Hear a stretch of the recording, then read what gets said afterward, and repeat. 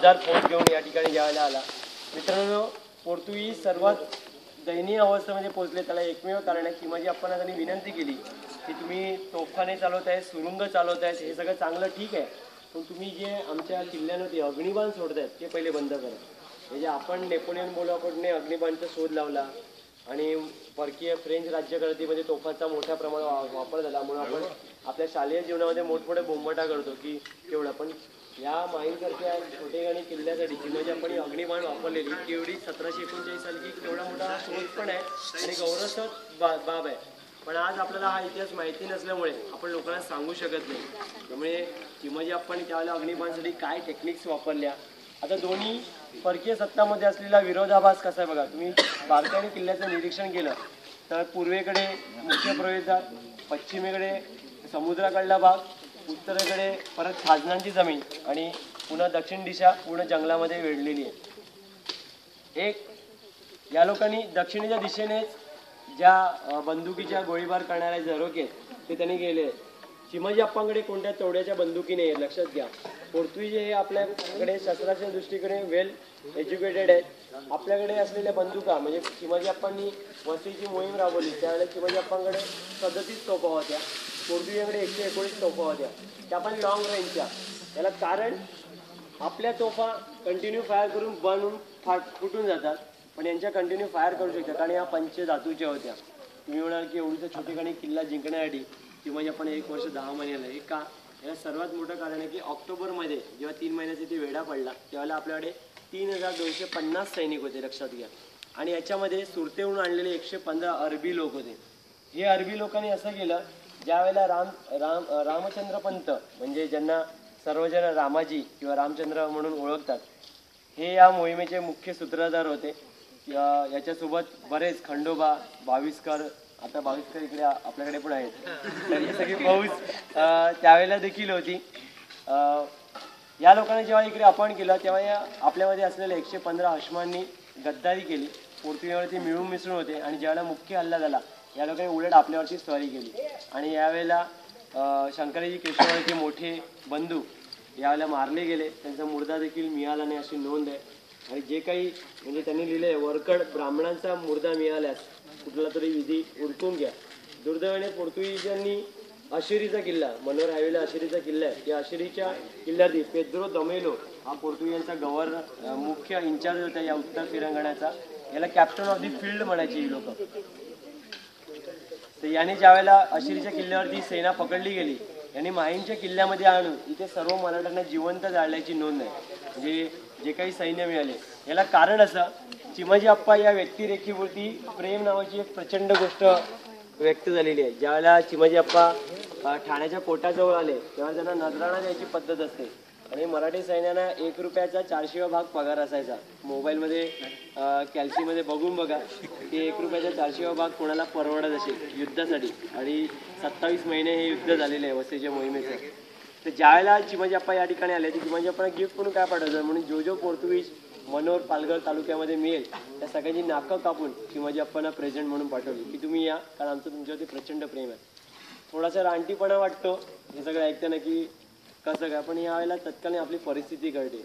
डाव्या खांद्यावरती फक्त घोंगडी ठेवायची, हातामध्ये ढाल आणि तलवार, त्याच्यामध्ये पण बरीच शस्त्रास्त्र सतत वापरून गजलेल्या अवस्थेमध्ये असेल. हे तुम्हाला कमी का सांगतोय, आज आपण 27 तास पण या ठिकाणी काम केलं तर थकून जाईल, पण आज 1 वर्ष जो या ठिकाणी वेढा देऊन उभा असेल त्याची मनोवृत्ती ही सगळी मुलं त्यावेळेच्या 18 आणि 19 वयोगटातली होती. त्यांची नवीन संसाराची स्वप्न त्यांनी आयुष्य पाहिलं होतं की नाही हे त्यांनाच माहिती. पिलाजी जाधवांसारखा वयवर्ष 58 वयोगटातला माणूस या ठिकाणी येतो. चिमाजी अप्पांना पेशव्यांना या ठिकाणी तब्बल 22,000 20,000 बाजार बुजणे घेऊन यावं लागतं. या सगळ्या गोष्टी फार जवळच्या आहेत, लक्षात घ्या. एखाद्या माणसाच्या शब्दाखाती एखादा एवढा सरंजाम परकीय सत्तेविरुद्ध येतो. खरं तरी केवळ माहीमकरांसाठीच नाही तर संपूर्ण आपल्या भारत देशासाठी किंवा महाराष्ट्रासाठी एवढी मोठी गोष्ट आहे की माहीममध्ये ही घटना म्हणजे वसईला तर ही घटना नंतर 7-8 महिन्यांनी घडली. हा विजयोत्सव पहिल्या परकीय सत्तेचा समूळ उच्चाटन करण्याचा पहिलं श्रेय माहीममध्ये आणि केळव्यामध्ये घडलेलं आहे. तर त्या ज्ञात अज्ञात वीरांसाठी टाळ्या व्हायला पाहिजे. मोठी घटना आहे जगाच्या इतिहासातली. 9 जानेवारी 1739ला माहीम, 10 जानेवारी 1739ला केळवे मुक्त झालं. जगामध्ये कुठेही अशी युरोपियन क्रांती घडली नव्हती का एका युरोपियन सत्तेचा संपूर्ण उच्चाटन एखाद्या मराठी सैन्याने केलं, म्हणजे त्यांना कायमस्वरूपी पाडलं. आणि किती वर्ष राहिले तर 205 वर्ष जे इथे नांदले, ज्यांच्या संस्कृती नांदले, ज्यांनी आपल्यावरती अमाप असे अत्याचार केले, अशा सत्तेला या लोकांनी नामोहरम केलं. 11व्या शतकामध्ये बिंबराजाने, महीबिंब, प्रतापबिंबाने या ठिकाणी मैकावाची वसरवली. या ठिकाणी त्यांनी मूळ कोट बांधला होता. पण आज हा किल्ला बघताना आपण म्हणतो हा पोर्तुगीज म्हटला. दुर्दैव आहे, कारण आम्हाला इतिहास माहिती नाही. याचा इकडचा मूळचा किल्ला प्रतापराव बिंब आणि महीबिंब यांनी बांधला होता. त्याच्यानंतर बिंबराजाच्या राजकीय उलाढालीनंतर इकडचे मुख्य माहीम मुंबई माहीमला शिफ्ट करण्यात आलं, म्हणजे ट्रान्सफर करण्यात आलं. तिकडे बिंबराजाचा इकडच्या लोकांशी संपर्क पूर्णपणे तुटला आणि त्याचाच पुढे गुजरातच्या सुलतानांनी फायदा घेतला. पोर्तुगीजांनी इकडे एक नगरयुक्त तटबंदी बांधायचा प्रयत्न केला. आपण लहान लहानशा जे आता अवशेष राहिलेले आहेत त्यांच्याकडे एक बघूया. ही जी कोठार आहेत या ठिकाणी जास्तीत जास्त तुम्ही बघितलं तर जमिनीच्या कितीतरी लेवल बॉटम लेवलला हे आहेत. त्यामुळे शस्त्रास्त्र ठेवायची जागा होऊ शकत नाही किंवा दारू कोठार होऊ शकत नाही. तर त्यावेळेला जी जुजबी काही शस्त्रास्त्र असतील त्यांची, ज्याला ओल सहन करू शकतो अशा प्रकारचे मध्यंतरी आपण सैनिकांचे बॅरेट्स ओपन करायचा प्रयत्न केलेला. गेल्या वर्षी ऑगस्टमध्ये हा उद्योग केला होता, पण ते काम पुन्हा देखील अपुरं राहिलं. त्याच्यानंतर याच्यामध्ये ह्या सगळ्या भिंती बंद केल्या होत्या गुप्तधनासाठी ज्यांनी शोधाशोध केलेली. पुन्हा ते सगळं उकरून काढलं आहे दुर्दैवाने. तर येण्या काळामध्ये पुन्हा मातीने लेपून ते पुन्हा बंद करायला पाहिजे. इथे आतमध्ये गेले तर काही कार्यालयाचे अवशेष मिळतात. काही वर्षापूर्वी याला कौलं वगैरे व्यवस्थित होती, ते सगळं कोसळून गेलं. मधल्या भागी एक चौकोन आहे जे आता खोदताना तुम्हाला दिसेल. तिकडे मुख्य पिलर होता ज्याच्यावरती मंगलोरी कौलं याला कौलारू छपराचं पूर्ण आच्छादन होतं. हे सगळं काळाच्या वगैरे पूर्णपणे निघून गेलेले. विहीर आहे, पावसाळ्यातलं पाणी असावं त्या मूळ जरा त्याचा पूर्णपणे बुजलेला आहे. मित्रांनो, याच्या पुढे म्हणजे याच्या पुढची आपली कारकीर्द याच्या बाबतीत काय असणार आहे या मोहिमेच्या बाबतीत ती मी तुम्हाला स्पष्ट करतो. तुम्हाला दिसलं की समुद्राच्या जो पश्चिमेकडला तटबंदी आहे त्याच्यावरती पिंपळ असा वाढला की गेल्या 60 वर्षात त्या पिंपळावरती आघात न झाल्यामुळे प्रचंड मोठी त्याच्यावरती झाडं उगली आहेत. त्याच्यावरती काढणं पण रिस्क फॅक्टर जास्त आहे. डिसेंबर महिन्यामध्ये आपण इथे एक चित्रकलेची मोठं राज्यस्तरीय स्पर्धा घेतोय. त्याच्यामध्ये 300-400 मुलं जी काय सहभागी असतील. प्रयत्न असं चाललं की किल्ल्यात होऊन ते ग्राउंड लेवलला जर लेवल केला आणि माती उपलब्ध झाली आपण इथे किल्ले बांधणी स्पर्धा पण एका कोपऱ्यात कुठेतरी छोटे खाणी किल्ले, म्हणजे मोठे मोठे बांधायचे नाही, छोटे खाणी किल्ले एका बाजूला करू शकतो, जेणेकरून एक थोडंसं त्याला एक चांगलं स्वरूप दिसेल. पुन्हा जानेवारीमध्ये आपली देवीची पालखी या ठिकाणी केळव्यामध्ये येतेच आहे. किंवा सर्वांना त्याचं आमंत्रण द्यायची आवश्यकता नाहीच आहे. किल्ल्याची एक माहिती पुस्तिका प्रकाशित झाली पाहिजे जेणेकरून स्थानिक लोकांना किल्ल्याबद्दल माहिती मिळेल. त्याचे आर्किटेक्चर मॅप पण आपण तयार केलेले आहे. कॅटलॉग कोणाकडे जे आता इंटरनेटच्या माध्यमातून जे संपर्क आहेत त्यांच्यासाठी एक सांगतो.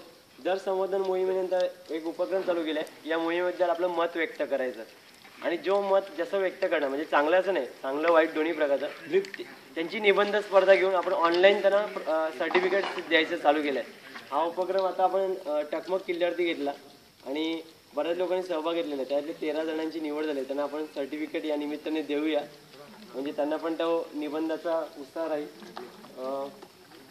गॅजेटमध्ये मिळालेले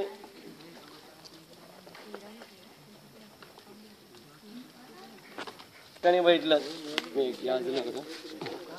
त्या किल्ल्याचा हा बुरुज त्या अँगलने पुढे गेलेला आहे, लक्षात घ्या.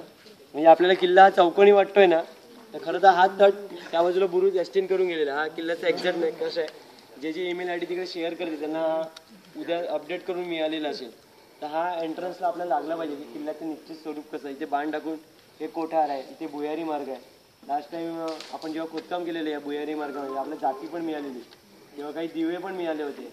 ॲक्च्युली ते कुठे आहेत किंवा ग्रामपंचायतीकडे दिले होते आम्ही. त्याचा जरा ठाव ठिकाणा घ्यावा, कारण 1740चे ते म्हणजे ते अँटिक स्पीड म्हणून त्याला चांगली किंमत पण असेल आणि खरं तर त्याचं लहानसं एक म्युझियम पण होऊ शकतं. पण नंतर मग बरीच लोक खोदकामाला गेली म्हणून आम्ही खोदकाम त्याचं थांबवलं. तर हा एक नकाशा आहे, मुलांनी नंतर तो अपडेट करून घ्यायचा आहे आपल्या मोबाईल्स किंवा याच्यावरती. कोणाचा काही प्रश्न असेल तर एक घ्या. इकडे एक खास गोष्ट आहे की ठाणे जिल्ह्यातल्या मोस्ट ऑफ द किल्ल्यांवरचे रंग निघून गेले आहेत. तुम्ही आतमध्ये भिंती बघितल्यात त्या भिंतीवरती निळा रंग शिल्लक आहे पोर्तुगीज काळातला. मी म्हणलं की हा रंग मारणं शक्य आहे का परत? याला उत्तर आहे की हो. आपल्या घरातली जी फुलं आहेत ती तुम्ही नुसती सुकवलीत, तर सगळी एकत्र सुकवलीत तर काळा किंवा जांभळा रंग तयार होणार. ही सुकवायची वेगवेगळी, म्हणजे जास्वंदी वेगळी, झेंडू वेगळा. हे तर ॲक्च्युली गणेशोत्सवामध्ये आपल्याला ही संधी होती. ही सुकल्यानंतर केळीच्या खोडाचा जो चीक निघतो तो या फुलामध्ये मिक्स केला, तर या भिंतीनं तो रंग जर कढईमध्ये उकळून लावला, म्हणजे एवढी फुलं घेतली तर एवढासा रंग तयार होतो. तर मिनिमम 2500 वर्ष रंग राहतो मिनिमम. कानेरीच्या गुंफा, त्याच्यानंतर एलिफंटा केव्ज, या ठिकाणी जे पेंटिंग्स वापरले आहेत त्यांना याने निसर्गाचं प्रदूषण पण आपलं थांबेल आणि एक रंगसंगती पण चांगली तयार होईल. पण याच्यासाठी सर्वसमेश्वर सहभाग असणं जास्त गरजेचं आहे. आपण सरपंच भाग घेतला होता आणि आजच्या मोहिमेनंतर तुम्हाला परत मेल्स येतील, त्यांना आपण सर्टिफिकेटचं डिस्ट्रीब्युशन घेऊया.